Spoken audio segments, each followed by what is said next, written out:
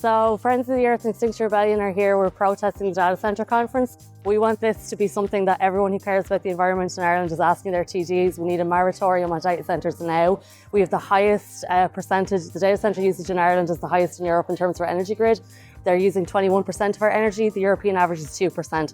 There are huge numbers of homes, thousands and thousands of homes in this country that are powered by solid fuels, oil, gas. People are struggling with energy poverty. Meanwhile, data centres are being allowed to soak up the entire energy output of solar farms in Meath and Wexford. It's disgusting. We don't want a two-tier energy system, and the only way we can avoid this is a moratorium now on data centres.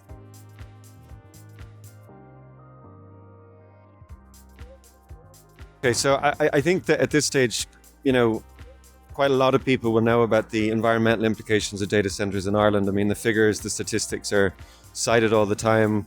If 21% of electricity is used by data centres currently, and that's projected to go up to 28% by the end of this decade. And, we're here at the host in Ireland, which is the lobby group for the data centre industry, at their annual conference. And the last few years, there have been protests outside, and those protests have rightly focused on the energy implications and climate implications of data centres. But I think what is really important about the protests this year is that the IPSC are also here.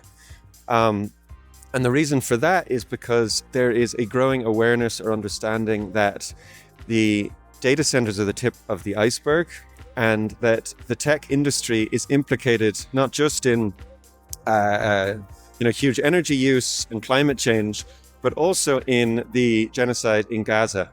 And that is partly through the development of cloud services and AI that are used by the IDF.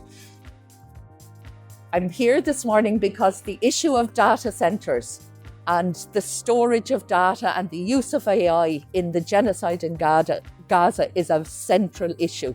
We know that the big tech companies that are here are complicit in genocide. Amazon and Google have a huge contract with the Israeli government and with the IDF to supply cloud technology, to supply AI technology that fueled apartheid for many years in Palestine and is now fueling the genocide in Gaza. But also particularly when we think about Ireland and Ireland's sort of relationship or position on what is going on in Gaza, we can see how our dependency on the tech industry affects our geopolitical position.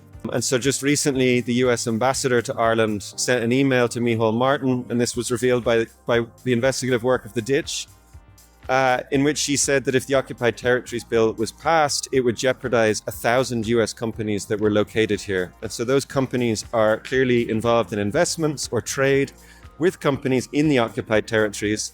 Most of those companies are tech companies. They may be involved or engaged in dual-use goods, which we know can also be used for military purposes. And the Occupied Territories Bill still hasn't been passed.